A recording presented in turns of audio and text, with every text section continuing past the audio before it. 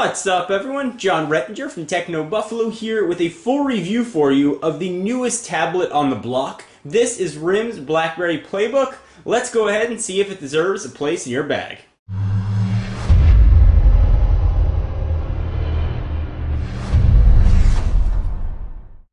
The BlackBerry Playbook was the darling of CES 2011. It was actually one of my favorite devices that I got a chance to see. But from pre-production to production, a lot has changed and there's some new things here that we didn't see before. So let's go ahead and dig in. This review is going to be done a little bit differently than past video reviews. I'm going to break it into two separate categories. Things I love about the device and things that I don't love about the device. I'm not going to say hate because that's a strong word. Let's just say not love. So the first thing about that I really like about the device is the screen. Its 7-inch 1024 by 600 resolution display is absolutely beautiful. You get great visibility from all angles, whether you're at the top or the bottom or the side. Images look absolutely beautiful on here. Open up pictures. It's probably not going to translate on camera, but take my word for it. Text and pictures and video really do pop. Everything looks absolutely gorgeous. You can see an image of a picture here. The text, for example, on a website looks absolutely great. If you're reading a book through the built-in Kobo bookstore, you will have no problem reading it. There isn't any pixelation. You don't get any sort of jagged little dots that look like they're floating about in text. It really is very, very, very clear. The screen on here is absolutely excellent. One of the best of the tablets that I've tested. The next thing that I really love about the Playbook is the OS itself. I like the gestures. I like that I can scroll and swipe and swipe. The multitasking here is probably the best implementation of multitasking I've ever seen. Let me give you a quick example. I'm going to go ahead and open up a video. This is a 1080p video. We'll go ahead and hit play. Let's say I'm watching it and I want to see the first few seconds and I forget I got to check Techno Buffalo to see what's new. I can use the gesture area, which is another thing that I really enjoy about it. Go ahead and swipe up. That video is still going to be playing. I can move on over. This is very similar to Palm's WebOS offering. I can open up Techno Buffalo. I can read what I want to do. I can swipe back up. I can head back on over to the video, which is still playing, and I can resume it right where I was. One of the things I find really fun and I really liked about WebOS is actually the ability to close applications just by swiping them up. Now you can hit that little X there if you want, but that's not nearly as fun. The menu system is very intuitive. You can pull up to get a new menu system. It's powered by QNX. You can see all your applications, all the favorites. Go ahead and push that right back down.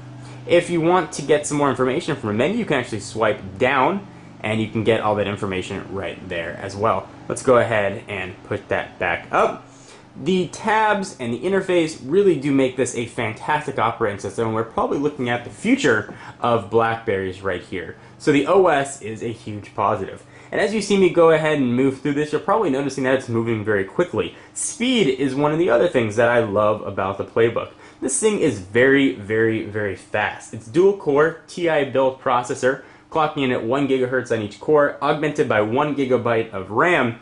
Really make this a fast tablet. For opening up any applications or anything you want to do, it does open very quickly. If I wanted to open up the music application, for example, things open and boot with a relative ease. And you can have a lot of applications open and still have that speed, which is quite impressive considering this is a true implementation of multitasking. I love swiping things off like that. So the next thing that I really enjoy, and we'll jump back here to the browser, is the browser itself. It works really well. It's quick. The physics engine is very nice. I don't get any of that sort of checkerboard pattern when you scroll. It keeps up with what I want to do. Pinch to zoom is very fast. There is full flash support. I don't personally use flash very much on browsers, but I do like to have the option. It's all about consumer choice. So you can choose to turn flash off, but even with flash on, pages load very well and flash content really does work. I've got some flash content here on Techno Buffalo. I really do like the browser. So if you were worried about from previous BlackBerry browsers, whether you're on OS 5 or OS 6, the browsers have not been outstanding on previous BlackBerry devices. This definitely sets a new standard for browsers. I really do enjoy this. Go ahead and click the tab. We'll go ahead and close out the browser. The next thing that I really like, and this is quite surprising again from a BlackBerry device, is the cameras. the 3 megapixel shooter on the front and the 5 megapixel shooter on the back, which also shoots full HD 1080p video, is really nice. And aside from shooting very nice quality images and video, the location is also really good, right in the middle. Your fingers aren't going to cover it when you're holding the device, which is very nice. If you're looking for something that you can use to shoot pretty decent pictures and pretty impressive video, the Playbook's going to work out well for you. I do wish there was a LED flash, at least have that option, but that is not a giant omission. One other feature which isn't really being mentioned all that much about the BlackBerry Playbook is how it gets charged. And it gets charged via micro USB down there, which is something else that I really like. I don't have a mini or micro HDMI out cable, so I'm not able to test that functionality, but supposedly that also works very well. So those are the things that I love about the BlackBerry Playbook, but there are an equal amount of things that I don't love about the BlackBerry Playbook, and I'm sure you can guess what some of them are. Let's go ahead and jump into the app world here. App support is one of those things that just isn't quite here yet. You can access some older BlackBerry applications that aren't necessarily optimized for the tablet interface. They do work, but there aren't that many. Now, this is a gripe that's true with most tablets that are running a new operating system. Developers haven't had access to developer kits and different APIs for quite a bit of time, so there's not going to be an overpopulation.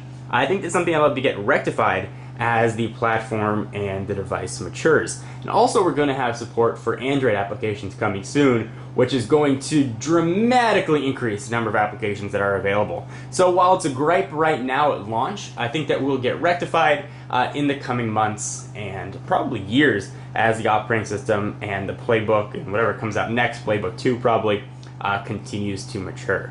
The next thing, this is probably the biggest gripe, is the lack of missing core functionality. And of course I am talking about a mail application and a calendar application. There are some bundled, really just web shortcuts here for Gmail, Hotmail, Yahoo, and AOL. And I'll just take you to the web portals for each. This is something that really doesn't help the rumor that perhaps the Playbook was rushed to market. Now there is bridge functionality. If you have a BlackBerry, you can pair them up. You can't do it quite yet with AT&T, but the other carriers, you can access the mail functionality and calendar functionality and the data connection. But if you don't use a BlackBerry, you are going to be losing out on those really necessary features. You can see I clicked the Gmail application and it just took me to the website. And that is a tremendous omission. And that's almost an unforgivable omission. Now certainly that is something that's going to be rectified very soon, but most people who use a tablet, especially me, I need to be able to check my mail. I need to be able to hook up to my calendar. If this is a 7-inch size, so it's very portable, you're going to want to put it in your pocket, and because it's so portable, chances are you're going to want to input all of your data on it. Not having that option, not sort of having that choice to whether or not you want to use the mail or calendar functionality, I find quite annoying and a huge omission. Now again, it's something that will be rectified very soon and will no longer need to be a gripe. And since this is a BlackBerry device, I'm assuming that the mail application that they put on here will be outstanding. So let's go ahead and move on. The next thing that I'm not the biggest fan of on the Playbook is its on-screen keyboard. So I'm going to use the built-in Word application. This does ship with Microsoft Office functionality. There's sort of a Word to go, PowerPoint to go, and spreadsheets to go under different names. And this probably comes to a gripe from the size of the screen. The 7 inches just doesn't lend itself to much room for typing. It's too small to do typing as you would on a normal full-size keyboard like you can on a device with a 9 or a 10-inch screen. And it's almost too big to do very quick thumb typing comfortably. If you do flip it over, out of landscape mode into portrait, you can't thumb type here. It feels very smartphone-esque. So the keyboard, if you're looking to put in a lot of information, the on-screen keyboard is not going to be the quickest way to do it. One thing, however, jumping back about things I do like, the cut, copy, and paste functionality is quite good on here. I'm going to go ahead and input some text. Oops, we'll get out of the selection item. Alright, cancel that.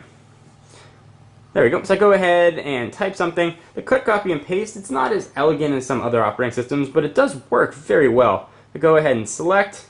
You can move that, and you hit cut, copy, and paste, and it works really well. So RIM did a very nice job with that. The next gripe thing that I don't necessarily love about the Playbook sort of ties into that keyboard. and that is the screen size. Now this is definitely a personal preference thing. For some, the 7-inch screen might be absolutely perfect and the absolute ideal size. For me, I prefer a little bit of a larger screen, a 9.7 or a 10.1 inch screen. So I recognize that this might be unique to me. The Playbook, if it was larger, I feel like I could probably use it on an everyday basis once there was that mail and calendar support. Because it's a little bit smaller, I'm going to have a hard time reading a lot of books. I don't have the best eyesight in the world. So I would have really liked a larger screen real estate. Although I assume that'll probably come with updates to the hardware down the road. The next gripe, and this is a huge gripe with the device, is the power and lock button. It is that tiny little guy right there that you have to, if you've got big paws, you're going to have a hard time pushing. You got to make sure you hit it. And you're going to need that to lock and unlock the device. Now the device is locked right now, and ordinarily you'd have to find that power button to unlock it, which I think was right there. There's another way to unlock the device. It's not really being talked about that much. If you use the gesture area and you swipe to the right, that will unlock it. So that mitigates some concerns. I prefer to hit a hardware button, just what I'm used to for locking devices. And this one is very, very, very small. You can definitely get used to doing the sort of swipe to unlock type mechanism here, which does make it a bit easier, but something to keep in mind, especially if you've got giant fingers. So this has been a full review of the RIM BlackBerry Playbook. There's a lot to love about the Playbook. I'm very encouraged by the future of the operating system and the future of the hardware. It looks like RIM has really put together a potential competitor for the tablet crown, but it's not there yet. The lack of core functionality, mail and calendar, the lack of app support just doesn't make it the most ideal tablet right now. However, once we have Android support and we've got that mail and calendar, this really might be one of the better tablets out there. The operating system is buttery smooth, it works well, it handles multitasking better than any other mobile operating system I've used. It's got a beautiful screen, a fantastic browser, and really does bring a lot to the table. So if you are looking to get a RIM BlackBerry Playbook and you can live within those limitations for right now, knowing that in the next few months they will get fixed, go ahead, pick one up, and don't have any reservations or trepidations. If you need some of those features that are missing and you want to see how the whole tablet market plays out, especially with all these new Android tablets about to hit, you may be better served waiting. So I am John Rettinger from Techno Buffalo. For all your BlackBerry Playbook and tablet coverage, be sure to check out the website, and I will see you in the next video. All them links are down below.